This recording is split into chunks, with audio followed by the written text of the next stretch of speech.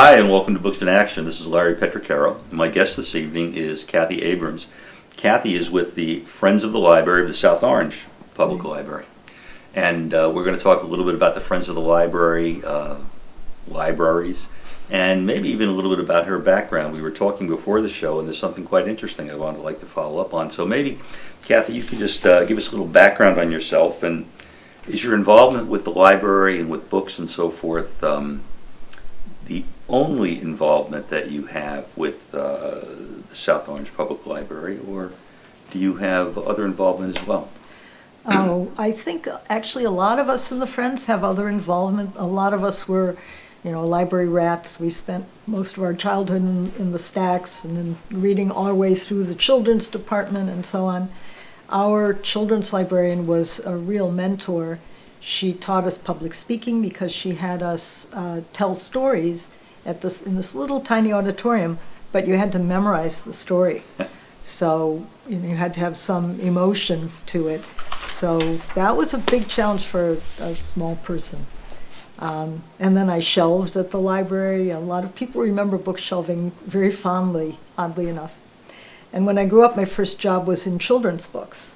I was working at Doubleday, which owns a children's book club now called the Junior Library Guild, and they collect books and pay a licensing fee to send them to their club members who are mostly libraries. So that was a dream job. I got out of college, moved to New York, and I'm assigned to read children's books all day. That was pretty perfect.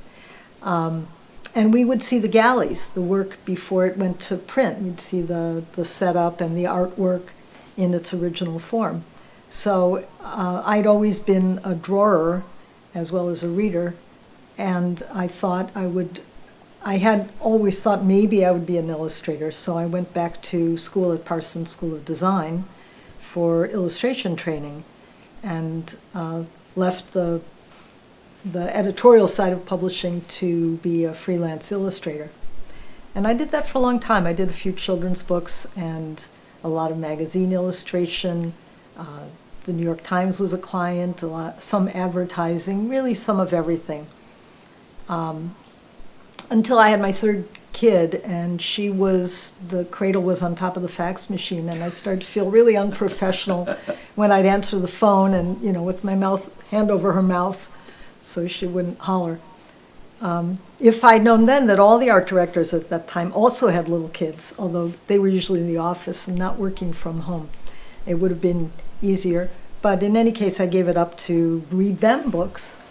When I went back to work, I retrained as an art teacher and taught in Belleville and Livingston.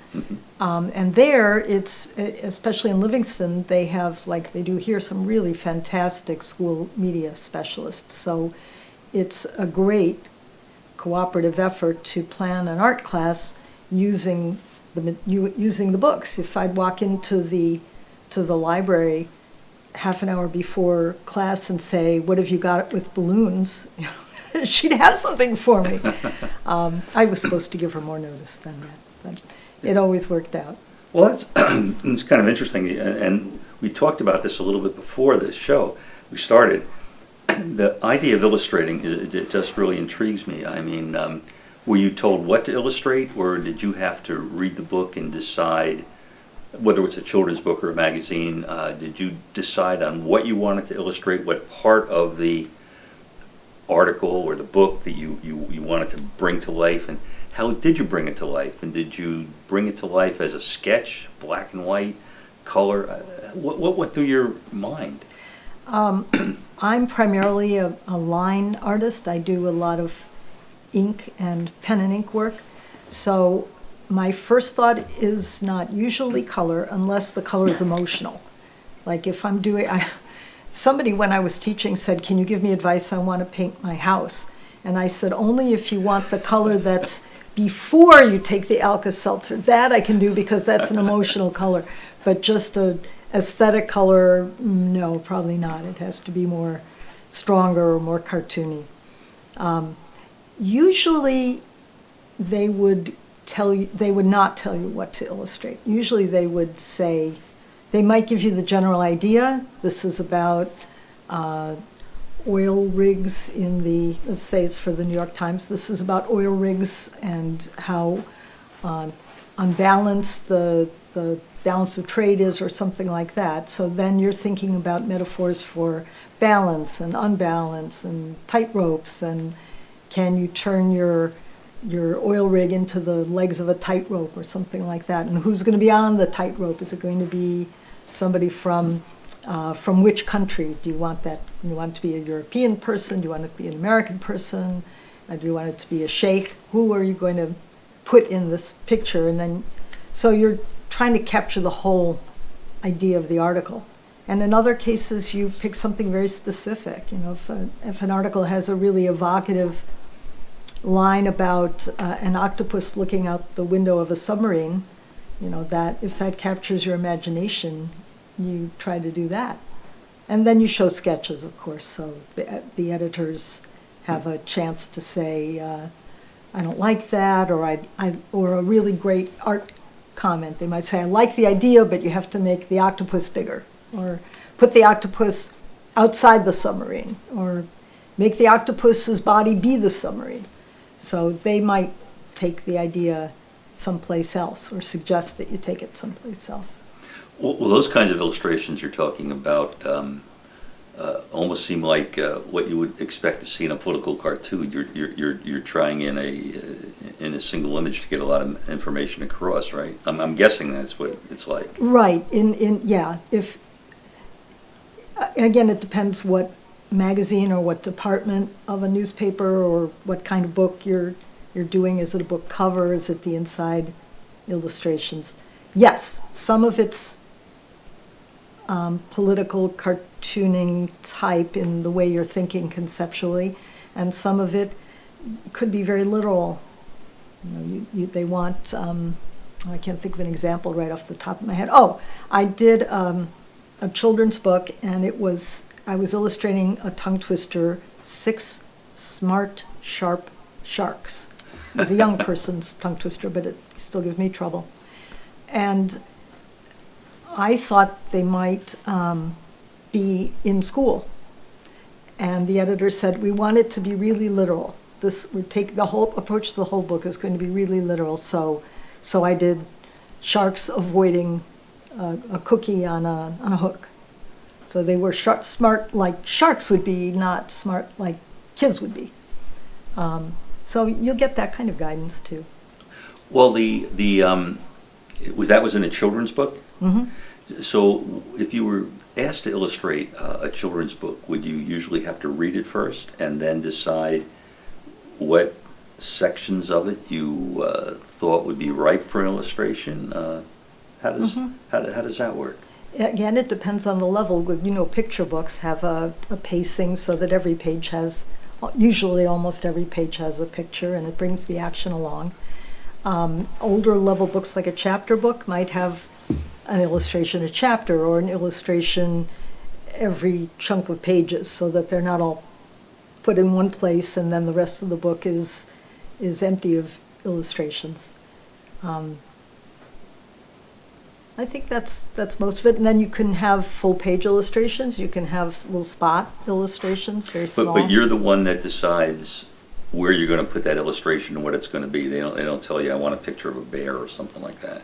They could, but I don't remember being told that. They're told that. Do you still like to draw for relaxation or as a hobby, or do you do any of that on your own now? I do. I haven't really gone back to what I used to do, which was carry a bottle of ink and a pen everywhere I went, including to people's weddings, and I had all my best clothes were all messed up. And I haven't quite had the nerve to do that yet. I'm much more self-conscious than I was in those days. But there's a lot of great mechanical pens and, you know, things that don't need to be dipped in a bottle of ink. They're not quite as much fun. But and there's the iPad. I have a new iPad with an Apple Pencil, and you can sketch very nicely in that as well. So yeah, I'm feeling, since I retired a couple of years ago, so I'm still kind of feeling what I want to do. You're working your way through the new technology, in a sense, with the iPad and the stylus and all. A little bit. I'm not going to get into it in any big way. There are people who are, I mean, just so amazing in animation and I mean, even graphic novels are far more than what I want to get into. I just like sketching mostly. Okay, well, it's good. Well, so we probably should talk about the Friends of the Library. Let's do that, yeah. You know, since that's why why they we got sent here me in the here, first yeah. place. So what is the Friends of the Library? We are a library supporting organization made up of people who are passionate about libraries and books. And our job is to be a friendly fundraising arm for the library in support of the library's vision. We are fundraisers, we are encouragers. We try to encourage the community to take notice of the library and participate in it. We can be advocates. In some Friends organizations, not ours so much, Friends take part as volunteers. I just found out about this recently. But our library likes to let young people be the volunteers and the early book shelvers and so on as junior librarians so that they get hooked and get into it. They don't need us, we're already way into it. We are a 501c3 charitable organization so that everybody who donates to us gets a tax letter so they can deduct their donation from their taxes. And we work in coordination with the library director and the library's board of trustees or board of directors. And now there's a third arm of the library fundraising, which is the South Orange Public Library Foundation, which is working very hard on the capital campaign that we need to implement the $6.5 million grant that South Orange earned from the government of the state, a libraries grant, and that will be matched by the town, and they also want to make sure that they've got everything covered, so they're trying to raise even a little more than the minimum match point. So right now there are 3 organizations that help the library: the governing body, which is the Board of Trustees. They hire the director, and she runs the place. The Friends, which is, we've been around since 2006, at least in this incarnation. And the foundation, that's been around for a bunch of years, but now that we've received the grant, they are really taking off. So you'll be hearing a lot from them in the years to come. Are the 3 organizations joined at some point, or are they all independent and remain independent? Other than, I mean, I'm sure they cooperate, but is there any organizational tie between them? Because the board of directors is the governing body of the library from the town, appointed by the town to govern the library, they have to know what we're up to, so that we don't do anything wrong or problematic. But we take care of that in very comfortable ways, just sending a representative to their meetings, and they send a representative to our meetings, so they're up to date on what our plans are. Knowledgeable. Yeah. And I don't know the foundation's structure, but my guess is it's very similar. Well, we're going to have to take a break. So we're going to take a break. When we come back, we'll continue our conversation with Kathy Abrams about the Friends of the Library. And so stay with us. We'll be back in a minute.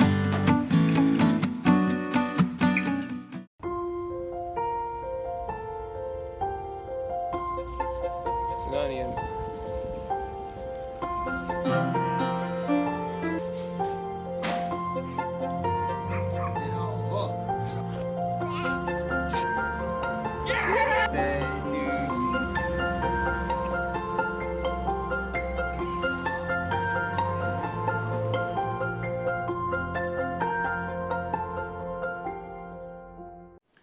Hi, and welcome back to Books in Action. This is Larry Petraccaro with Kathy Abrams, and we've been talking about the Friends of the Library and what the Friends of the Library does.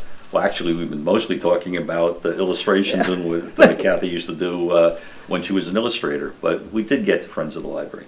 So let's spend a little time on Friends of the Library, what it does, kind of some of the specific details, rather than, you mentioned encouraging, the use of the library, I guess the love of books, you might want to expand on that, but some of the other more specific things that you have to do, and maybe the number of members you have, and if there's any kind of organization to the Friends of the Library, that, like a bar chart kind of thing. Well, I don't think we need a bar chart. We have currently about 250 members, and we have a lot more supporters and donors in addition to that. And we're just coming up on our May renewal period, so we're going to be contacting everybody and seeing who will re-up. And you need that base, like any organization needs the base of knowing what income is going to come in annually. And then we do a lot of fundraising on top of that. First I want to talk about why we're fundraising. My favorite thing to do is to fulfill a librarian's request for books and materials. They'll send us a written proposal. It goes through the library director, Jill Faherty, and then it comes to us and saying something like, we'd like $1,500 to buy more YA novels, young adult novels, or we'd like $2,500 for children's books, or we're planning to, here's something the library's been really working hard on. They've been continually keeping us up to date on social justice books. So in order to do that, it's kind of shocking, but it's really true all over the country and possibly all over the world. The tax dollars that people pay are not fully enough to allow the library to grow its collections in the way that it needs to in order to really thrive. There's a lot of operating costs and salaries, and the building is an old building in our case, but it's true everywhere, and that's why the Friends of the Libraries all around the country got started back in the 1920s, in Illinois, as a matter of fact. Oh, really? We were talking about Illinois. So we do various initiatives. First, we're helping the library grow their collections. Second, our biggest annual funding thing is that we support the children's summer reading program. And that means we pay for what they need if they need something in publicity, art materials for the kids' activities. We might pay for guest entertainers, special programs. And they'll often pair that with a request for certain books so that they're sure that they are meeting the school curricula's requirements. So over the summer reading, sometimes there are also, for the older kids especially, there's also a list of required reading that the kids do over the summer. So we might get a request from the children's room to that might be a good time of year for them to beef up their collection just before the major summer reading push. Our most exciting, probably second supporting thing, well, third, I guess, is that we have expanded with the coordination of the library, the museum passes. A lot of people still don't know this, so I really want people to know. You can walk into the South Orange Library if you are a South Orange patron and check out a pass to a museum. You can go with that pass, depending on the museum's terms. It could be 2 people, it could be 4 people, it could be a family, and check it out for 2 weeks, and you can go to the Morris Museum, the New York Historical Society, the Brooklyn Botanic Garden, the Newark Museum, the Cooper Hewitt in New York. And those can all be found on the website, on the library's website, and I think I'm missing one too. And you have it for 2 weeks. So you can go once, you can go several times, or you can return it early and check out something else. So those museum passes are paid for by the Friends. Other fun events that we do are the home delivery. During COVID, the library and some of our people suggested that we do home delivery of books for people who are homebound. The library did a great job during COVID. They had you could pick up your book at the door, you didn't have to come in. But some people just can't get out. So we'll drop off books, we'll pick up the books for return, and that's very easy to sign up for as well. You just contact the librarian and get on the list. Is that still going on, or was that just a COVID? We kept extending it every 3 months, and now I think it's pretty permanent. Because I imagine there are people who still can't get out, whether Absolutely. COVID or not. That's really a rather nice, nice thing to do, I think.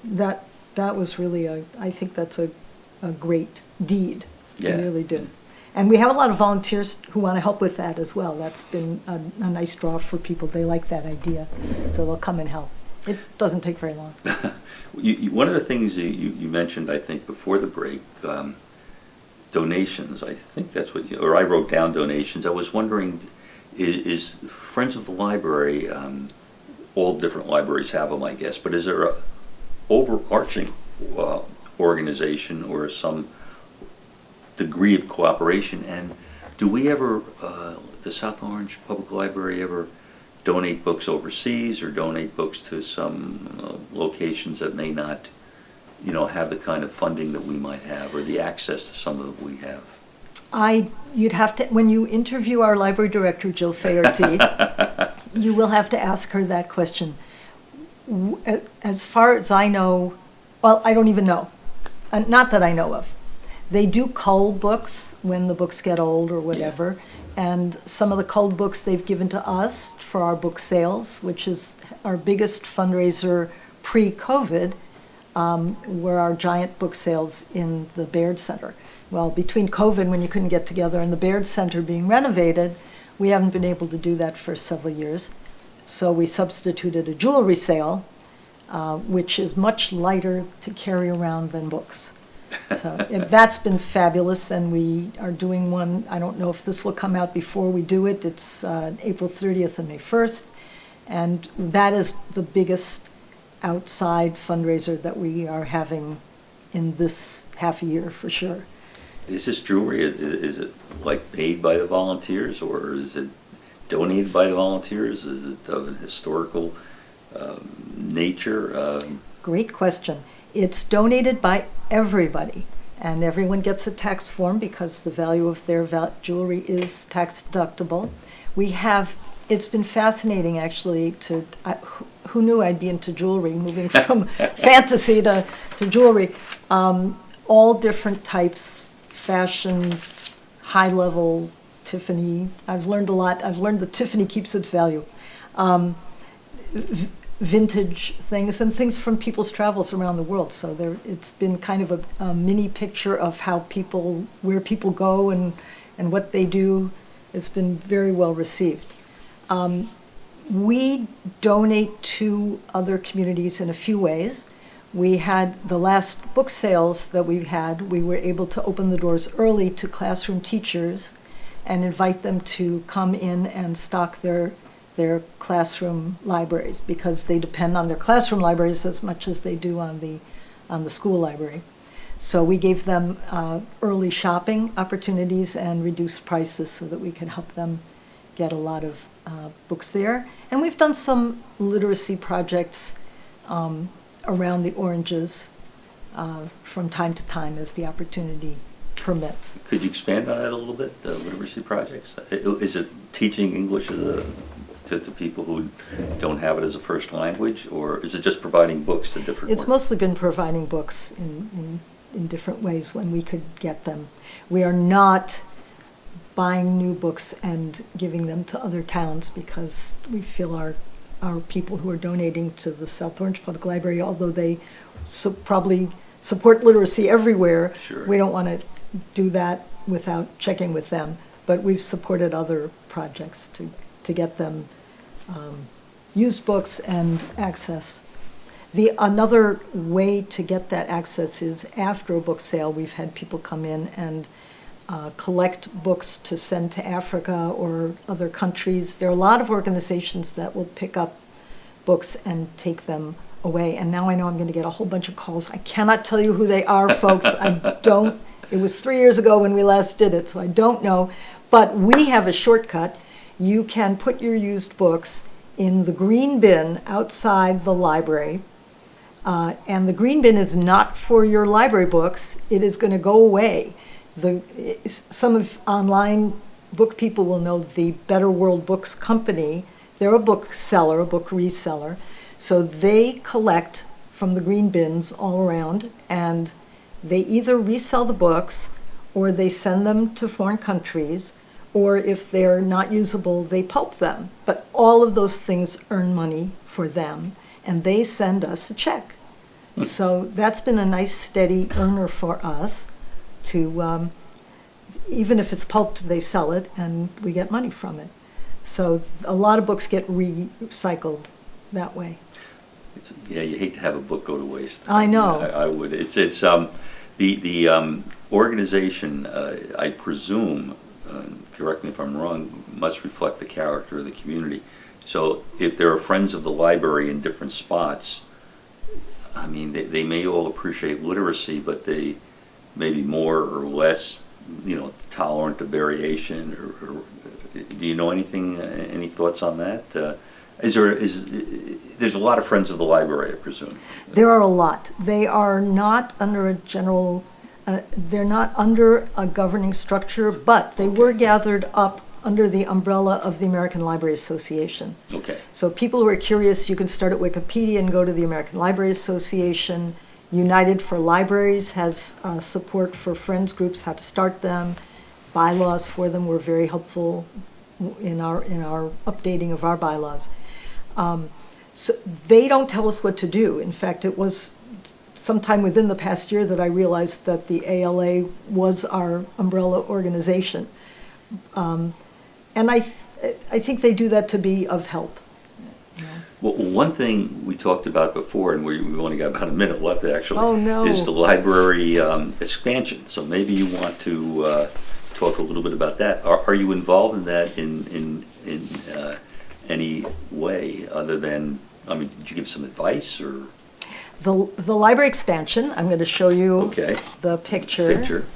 This is the concept drawing that was accepted by the state as part of the materials for our getting the $6.5 million state library grant. So this is the original library building, the Connect building, which is now being made much more beautiful already, even before the major construction begins.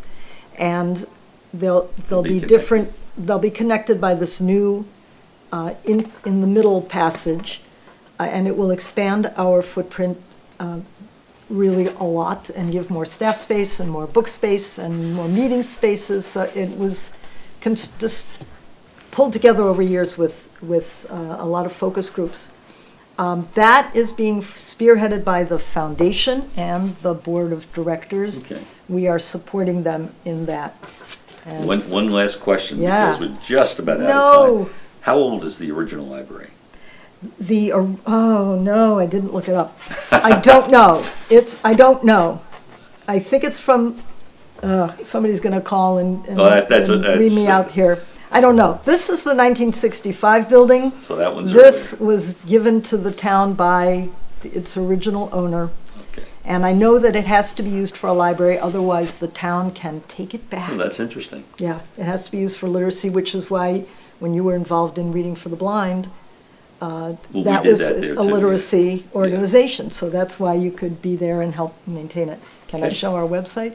We'll put that up just quickly, and then we're going to have to go because I am running out of time. Okay. So thank you for This is our joining us. website. You can There's the learn website. more. I know I haven't mentioned all of our initiatives, and please come and be a volunteer. We're looking to grow.